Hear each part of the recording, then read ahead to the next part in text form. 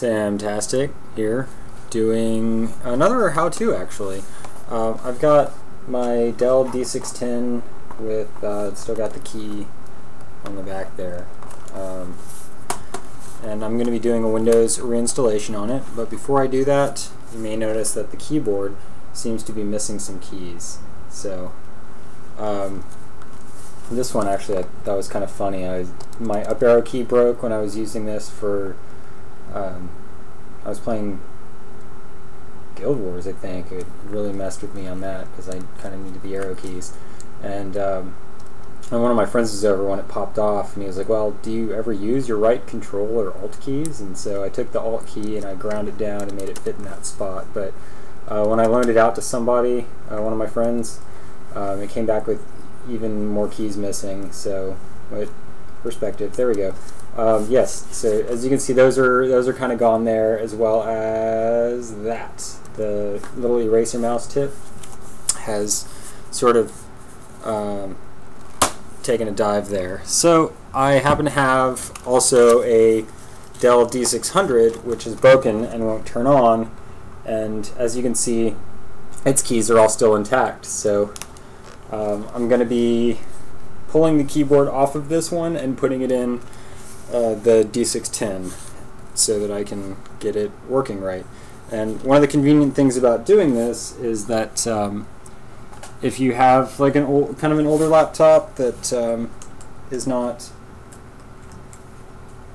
as I mean, that's got like problems with the screen or problems with the keyboard, a lot of times you can find people selling like broken laptop computers on eBay that if it's a popular model, you may be able to find your own and just, you know, get the as-is for pretty cheap. So you may be able to get parts from that to replace your own. And so we're going to be looking at how specifically to change out the keyboard and what that entails exactly on these laptops. So we're going to get that underway. This is future Samtastic. When I was taking everything apart, I had a lot of extra steps that were completely unnecessary, just because I hadn't taken those computers apart in a while, or couldn't remember exactly how to get to the keyboard, and it was a whole lot easier than I was thinking that it was when I first started. So to make the video more bearable and not quite as long, I chopped out a whole bunch of it, so the continuity of the monologue may be a little awkward, and so this is just a warning of that.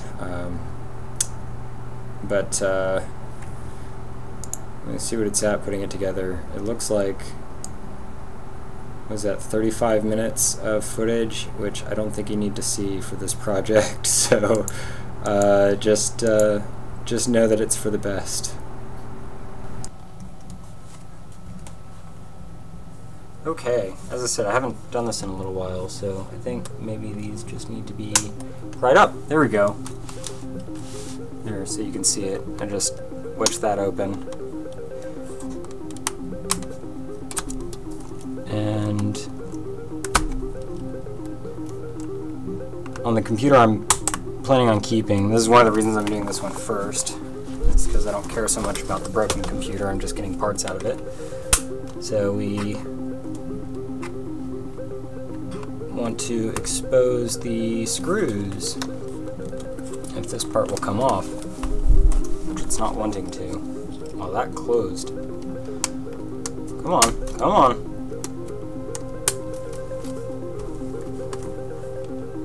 To get to that, you need to have the screen open so that you can pry these out. Oh, that's the whole front panel. Okay, so that whole bit pops off there, and this is basically just, it's got the lights for it as well as the buttons, so there's no wires attached on that bit. And we will set that aside.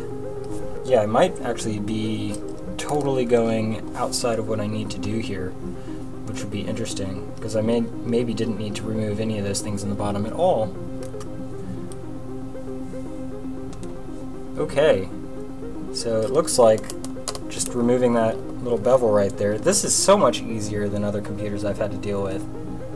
I think I like this.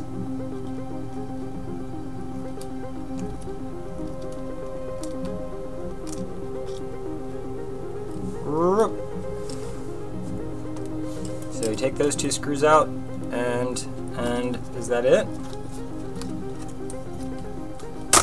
Yes! Yes, it is! Now, they use ribbon cables on this, which... Actually, this is oddly simplistic. There's this little thing here that you just... There we go. That might be easier to see. You just sort of lift this up and pop those out, if I recall correctly. Let me get a good look there. Seems to be the case. Nope, nope, even easier than that. They really don't make this difficult. Alright, well, so... yeah. Sweet. So we'll just go ahead and set this aside. Okay, so if this process is the same as with the D600, then we're almost done. That's pretty sweet. I'm happy about that. So we I think it's on my Gateway laptop. You actually need to pry the case apart to get the keyboard out. So there's, you know, every laptop's got its own quirks about design. There's always some engineer that you could be mad at when you're taking computers apart for something that was done wrong. But I mean, I've yet to find a laptop that always makes everything easy.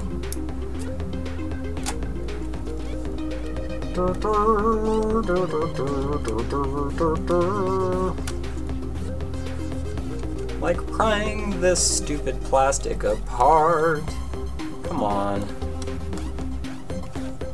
Oh, I'm like destroying the finish right there. Whatever.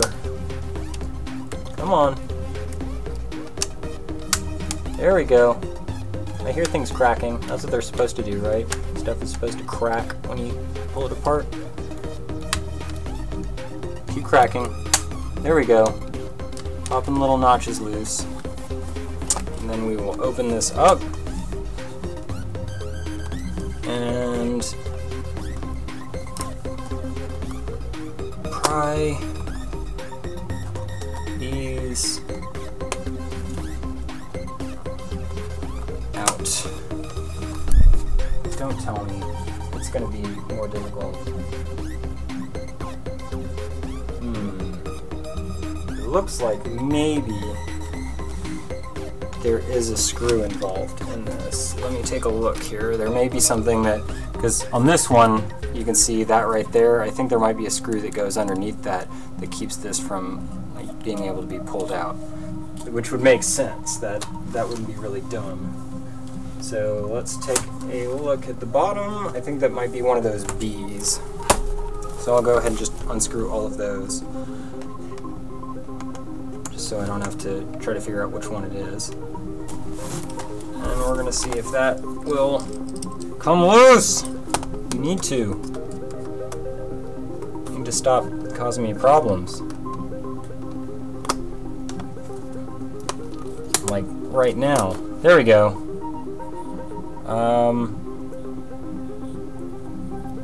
I don't even know. I have no idea if removing those screws is required or not. Probably not. There's just, this is a little sticky from lots of use, and I imagine something got spilled on it along the way. So, in any case, the keyboard, let's make sure this is compatible. Yep, look, they're screwing in the same spot. How convenient is that? That's pretty sweet. I was happy to discover that fact. Yeah, the problem is that the keys on that other keyboard aren't the same kind of keys. Like, they're oriented differently, and that's pretty annoying, but I mean, I realize like that's kind of messed up too, and I may as well just replace the whole thing at this point and make it a perfectly good, functional, happy new keyboard. new-ish. Oh, look how easily that just popped off. F key, F you.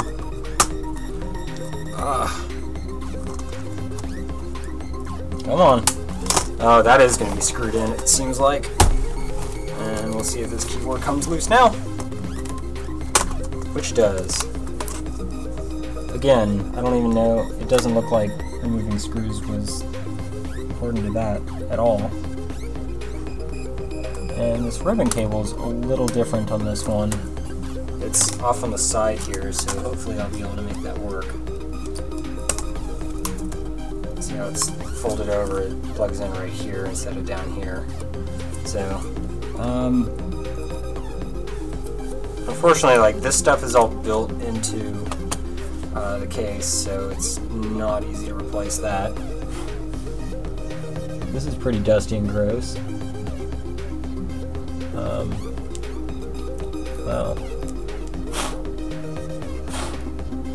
Well, at least just scrape that out.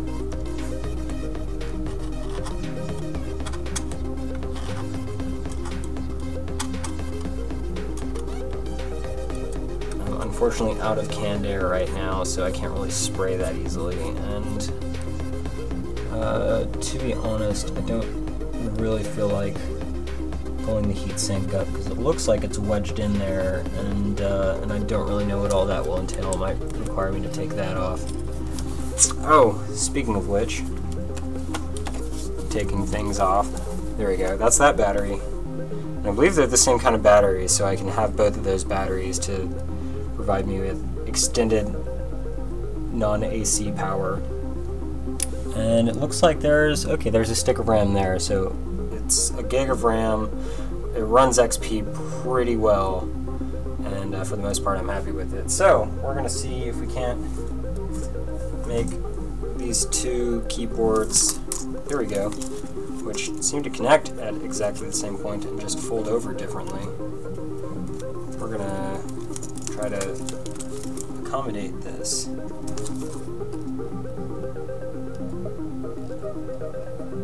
Just find that sweet spot and push it in if I can.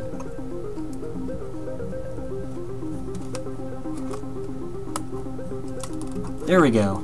Okay. And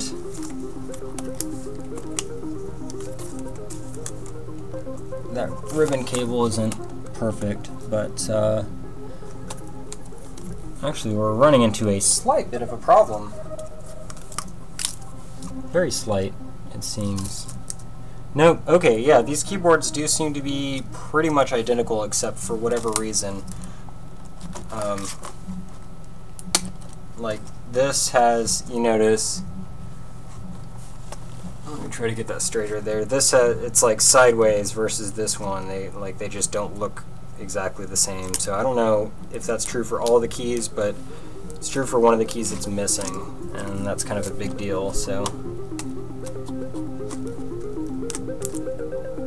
did I put that on wrong? I did put that on wrong. Here we go. Yep.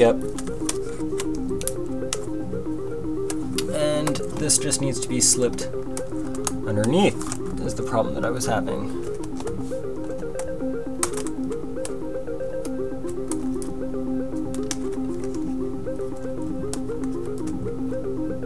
Oh, really?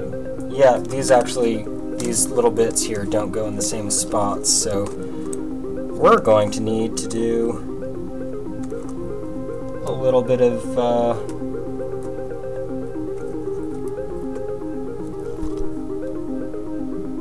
creative modification.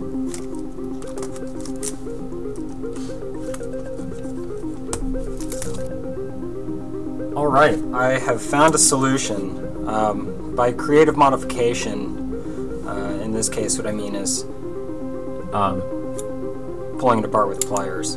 So I verified that this works. I already pulled that tab off. If you notice, there's like this little tab right here isn't here, it was there, and this little tab and this little tab aren't there. There's one right there. So this one, these two actually match up, but this one has got to go. So I just bent it a few times and it comes right off. How cool is that? And I'm not really worried about the keyboard popping up.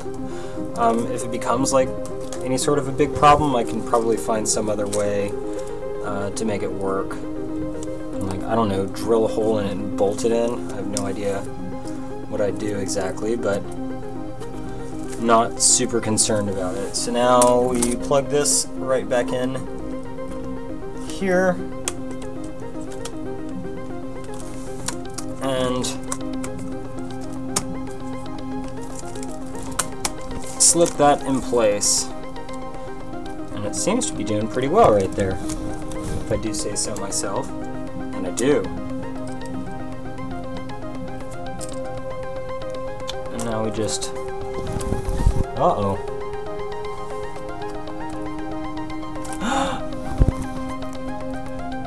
Oddly, that screw is not aligning quite right. Well, ain't that just a wee bit frustrating? Yeah, that one is perfect. This one is not. So, let's see if there's a good way to do this. That's in case you want to like look at the top of my head, that's what we had going on there. So in this case, I think if this breaks off, then so be it, but I'm going to try to fold it back on itself. And put the screw right there. And see about bending it back. So we got the screw in there, and then I'm going to straighten that out a little bit. Let's see how that comes out. I think it's going to be perfect. We will see. So this is the creative process with proper hacking here. This is the kind of hacking I do. Oh, that's screwing in. It seems kind of stiff in there, like it doesn't want to go in that hole. But it's going to. That's its job now, is to bolt in right there. And this one is going to go up here.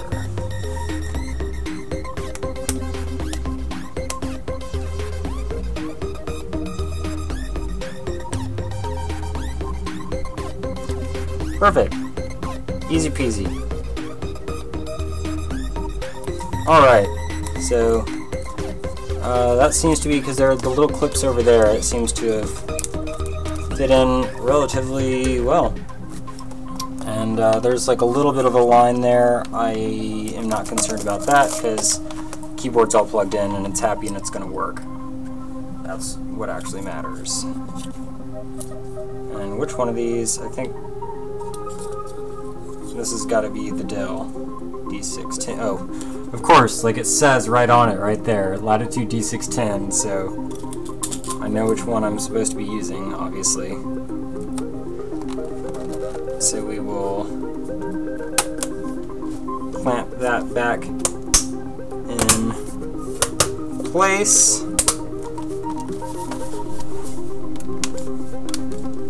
Just like that. I think that, yep, that's the right battery. Make sure this still turns on. And it does! Make sure the keyboard works. Oh, is it F2? Well, the keyboard works. You can see that right there. So, I'm going to be reinstalling Windows. And I'm not going to do that right this second, but I'll probably make a video of that just because it's relatively simple to do with Windows. With Windows XP, it's really easy. I basically can do it while I'm asleep. I've actually done Windows reinstalls while I'm sleeping. So that's that. That's swapping out the laptop keyboard. Good times. So if you've ever wondered how easy it is to do that, that's exactly how easy it is to do that. So until next time, you will see me later. And with the continuation of the project, actually, I decided to swap out the fans as well. So I pulled the fan off of that, which actually had a fair amount of dust stuck in it. So I was skeptical that it was working the way that it was supposed to, and so I just took the fan out of the losing screws out of the D600, which conveniently has the same like bolt points for connecting the fan, and the same type of fan, except that the one that came out of here, well, when I removed it, I accidentally popped off the connector for it. So it's instead of trying to fix that, I was just going to put this fan in there. This one has this like fused on metal plate, and this one had like little plastic clips that I managed to break in the process of getting it out. And so I got some super glue for fixing that. And yeah, to remove the fan, it is a little bit more complicated. You do have to take the screen off, so you just unbolt those screws and you disconnect there's like the video card. The display adapter is plugged in right in here, and then it also is connected right there, so you get your, that's how it works. And you have to then, basically you don't have to take the entire thing apart, but if I can get this right here, you do have to be able to lift that up so that you can bolt in the fan at this little screw point right there. And so we are going to start out by I'm just going to put a little bit of glue on here to hold this closed. It should be pretty straightforward. And I'm using Scotch Super Glue Liquid, as it's called, because that's what was available. And so I'll put a little bit right there. Doesn't need to be able to like handle a lot of force or anything, it just needs to stay shut.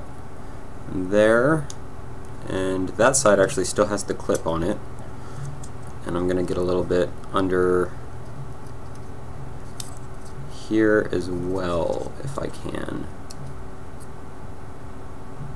which it looks like I can. And of course you don't want to get glue on the fan itself or you're going to have some problems. So I'll just get a little bit along that line right there, and this is something I'm not really going to be able to pull this fan apart to do anything special with it after this, but it's an old computer and I'm not too concerned. So keep it pinched until it dries.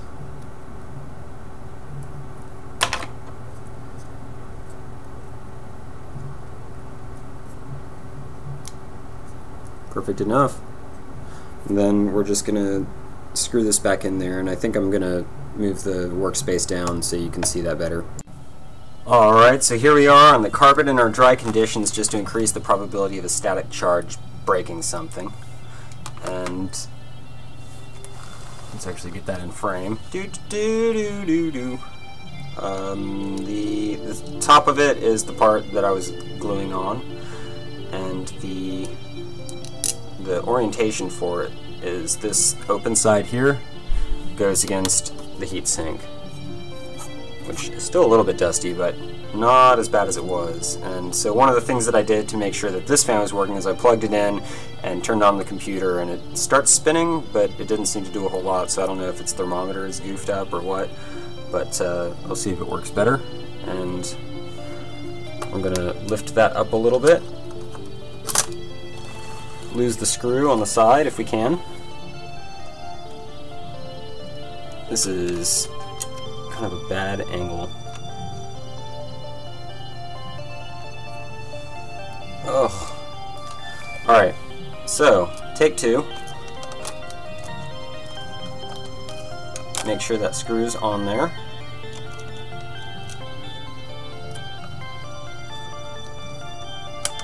And slip it down on top of that. And so you could take the entire remove the entire top of the case here, but I didn't feel the need to do that. I'm just going to pull it apart enough that I can slip that screwdriver in there and screw that down, because that's all you really need to do. And it doesn't need to be super tight or anything, it just needs to be attached. And so then we get that side as well. If it'll, there we go. It actually goes on. And that fan's in there pretty good. There's a little bit of room right here, but not a whole lot, so get that kind of pushed shut. I guess it doesn't want to close on its own. We'll have to screw that in. And make sure, of course, that you plug it in the appropriate orientation, because there are some minor differences between these, so that the wire is a little bit goofy there. I'll just try to push it out of the way. Hope it doesn't get too hot up against that heat sink. And now this is where the fun begins. As I mentioned, here's that video card, which I believe it's this side down, and so we're going to need to make sure that this wiring, no, it's that side down like that. It's going to slip in right there, but the first most important thing is to make sure that, oh, and I still have the screws in there, so that might matter. You get your screen on just right, and make sure that you can slip that stuff where it's supposed to go. This actually has its own little track that it runs all the way around here, so you just kind of slip that back in, which I believe that's, oh, that goes there, and then it goes underneath that part there, so go where you're supposed to go. Nope, both wires. Oh, it's not playing nice. There we go. Alright. And then we just slide that into its slot, make sure it's in there securely, kind of like when you're installing RAM on a laptop. It's the same sort of connection. It's got those two little clips on the side. You just stick it in and push it down. And then this connects right here. And it has like no slack, so shouldn't be too difficult, but again, you don't want to force it to the point where you might actually break something. So let's make sure it wants to go. And that's there. And then it's also got this little screw. I don't know if it's like a ground or what, but it's a copper wire, and it bolts into this part of the heatsink here. So you just reconnect that, and then we have the screen reattached. And we just screw those screws in to hold it in place. It's actually possible, if you may have had a laptop that the screen wouldn't hold itself up very well, it'd tip over really easily. If you get a similar computer, which I believe works with all these screens that I have laying around here, you can actually take the bevel off of the screen and change out the screws, or the hinges. These hinges run up the sides of the screen and connect, like they screw into the precariously, I might add, into the LCD screen. And you can just take off the old springs and put on newer, firmer screen. Did I say springs? Hinges, and put on newer, firmer hinges so that it'll actually hold the screen upright. And that I have done on a computer before. I was fixing one up for somebody, and I got them some. It was like $15 on Craigslist or something. Somebody had already pulled out the hinges, and so I did that. And now we're gonna just turn it on and see that fan. It started moving, and it's gonna continue to do that. It's probably gonna have a keyboard error, so I'm just gonna shut it off. Again, I don't know what my fixation with this is, but I seem to love having the battery in the laptop when I've got it open and I'm working on the board. So we're gonna take our jerry-rigged keyboard here, plug it back in, at this point, I think I know my way around this computer pretty well. Back in practice on it. Got that keyboard plugged in. Hook it in place. And screw these screws down. Whoa! Play nice. Play nice.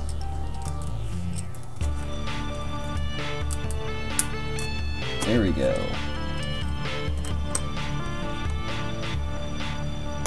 Back screw it, and then it goes in. So that one is there.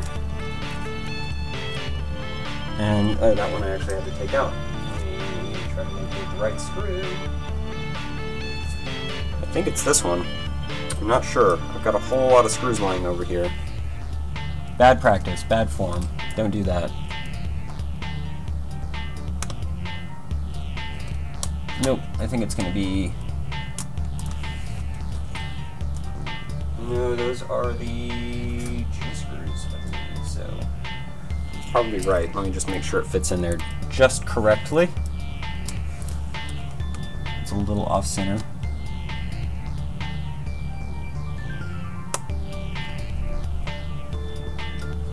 And it seems to be going down. All the way, all the way. Yeah, I think I got the right screw there. So, good call.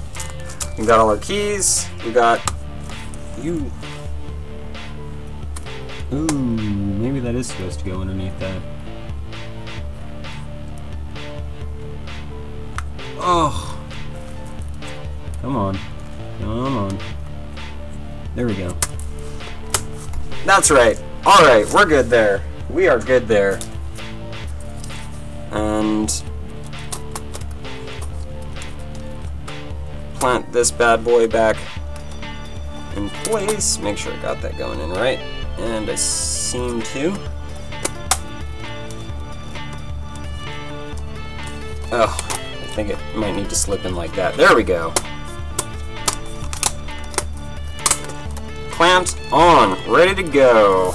And just want to make sure that I get the case screws back in that I took out to pull up the bevel. And I'm dropping them as I'm trying to pick them up. One there. One there. One there. And it looks like one there as well. And that was all I did. So that should be good. Other good news.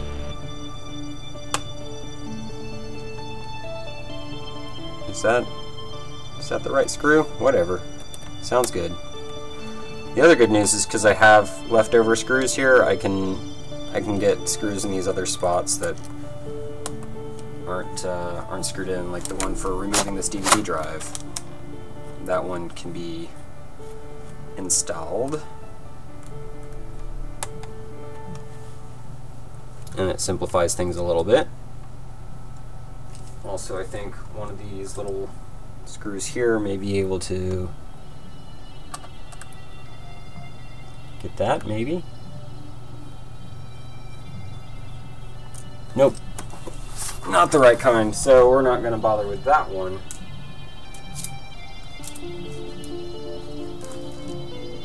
Unless this will work, which I think it might. Success! Not success.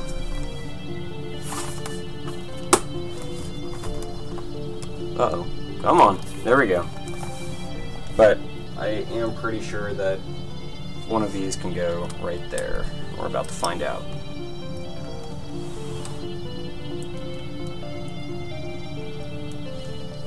Oh. This is the fun part.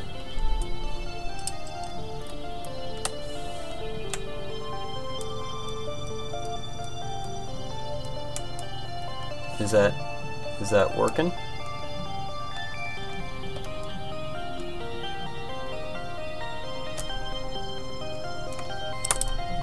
Nope. also the wrong kind of screws. So I think that's the source of that problem. I'm just gonna leave those out. And yeah, it's all bolted up. So that is how to replace your fan and keyboard